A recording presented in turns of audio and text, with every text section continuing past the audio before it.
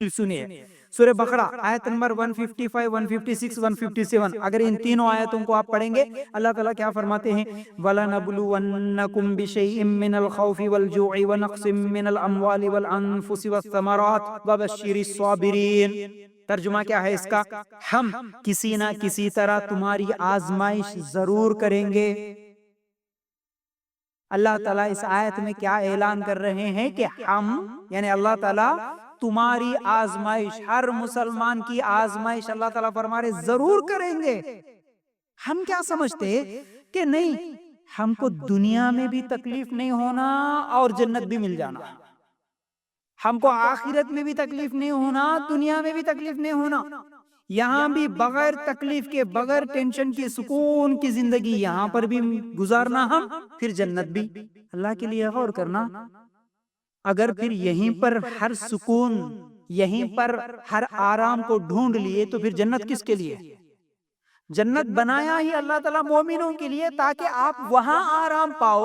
یہ دنیا تمہارے لیے امتحان ہے، یہاں تکلیف، ہم بولتے ہیں تکلیف ہونا چاہیے، ہم کو تھوڑی بھی تکلیف ہوئی ہم برداشت نہیں کرتے، ایسا نہیں۔ اللہ تعالیٰ فرماتے تمہاری ضرور آزمائش ہوگی، ضرور تمہارا امتحان ہوگا۔ کیسے ہوگا؟ دشمن کے ڈر سے پہلی چیز، اس کے بعد بھوک اور پیاس سے، مال و جان اور پھلوں کی کمی سے۔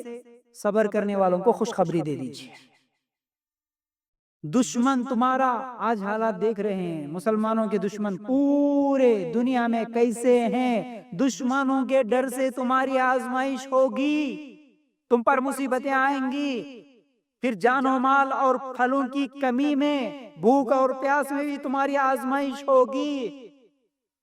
صبر کرنے والوں کو خوشخبری۔ اب کیسے صبر کرنے والے؟ قالوا انا للہ وانا الیہ راجعون، کیا بولتے؟ جب انہیں کوئی مصیبت آتی ہے تو کہہ دیتے ہیں ہم خود اللہ تعالیٰ کی ہی ملکیت ہے اور ہم اسی کی طرف لوٹنے والے ہیں۔ ایمان والے کیسے رہتے؟ جب ان کے اوپر مصیبت آتی، پریشانی آتی تو زبان سے کیا الفاظ نکالتے؟ انا للہ وانا الیہ راجعون۔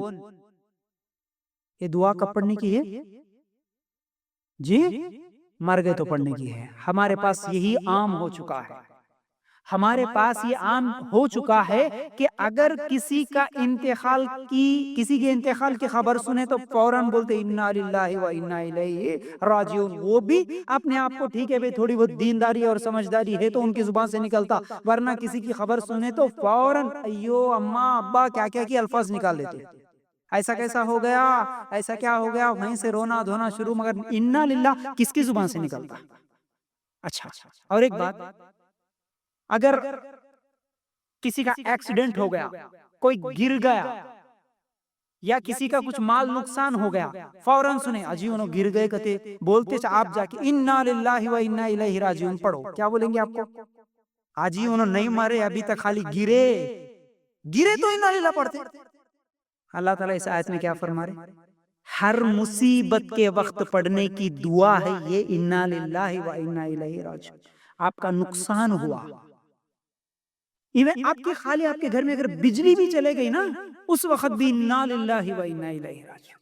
آپ کا بچہ گر گیا خالی گھر میں، انا للہ و انا الیہ، موبائل گم ہو گیا، انا للہ۔ ہر مصیبت کے وقت اللہ تعالیٰ کا حکم ہے، ایمان والے صبر کرتے اور زبان سے جو الفاظ نکالتے وہ سب سے پہلے یہی کہ انا للہ و انا الیہ راجعون۔ ترجمہ کیا ہے اس کا؟ مر گئے تو پڑھنے کی دعا نہیں ہوتی ہے، ترجمہ کیا ہے؟ انا للہ پڑھ رہے تو اس کا مطلب ہم کیا بول رہے؟ اے اللہ ہم اللہ کی ملکیت ہے، یعنی اللہ تعالیٰ نے ہمیں بھیجا، پیدا کیا، تو پھر ہم اللہ کی طرف سے اور اللہ کی طرف ہی جانے والے ہیں۔ تو ہر مصیبت اللہ کی طرف سے آتی ہے اور مصیبتوں کو دور کرنے والا بھی اللہ ہے، سمجھ رہے؟ یہ ہے ایمان والوں کا قول۔ پھر اس کے ساتھ ساتھ اللہ تعالیٰ فرماتے ہیں اولئک علیہم صلوات من ربہم ورحمہ واولئک ھم المہتدون، ان پر ان کے رب تعالیٰ کی نوازشیں اور رحمتیں ہیں اور یہی لوگ ہدایت یافتہ ہے، جو صبر کرنے والے ہیں یہی سیدھے راستے پہ ہے، اللہ تعالیٰ فرماتے ہیں، ٹھیک ہے؟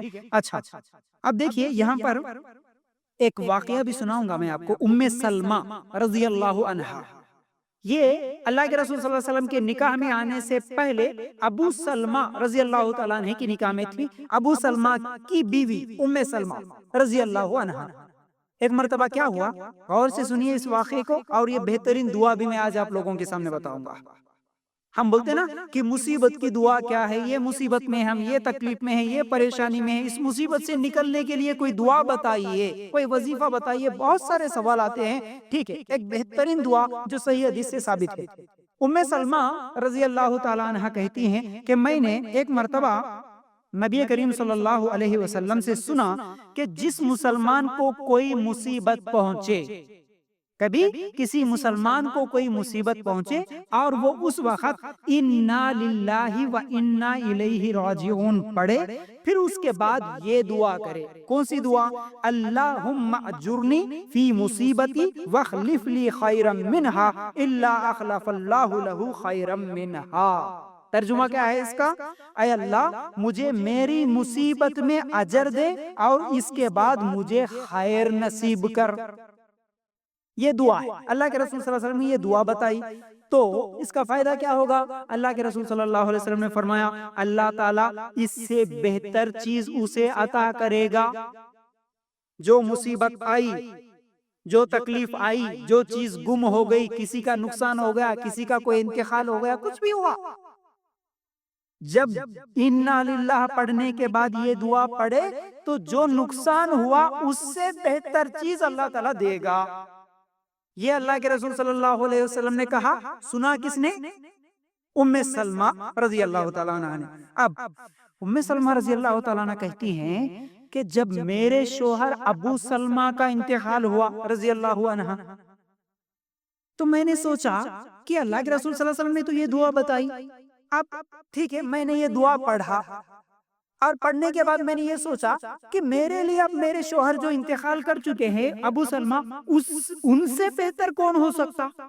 وہ بڑے اچھے تھے، بڑے نیک تھے، تو ان سے بہتر کون ہو سکتا؟ میں یہ سوچ رہی تھی، لیکن میں نے یہ دعا پڑھا تو بعد میں مجھے ابو سلمہ سے بہتر شخص اللہ کے رسول صلی اللہ علیہ وسلم کا نکاح کا پیغام آیا اور اللہ کے رسول صلی اللہ علیہ وسلم سے نکاح ہوا ام سلمہ.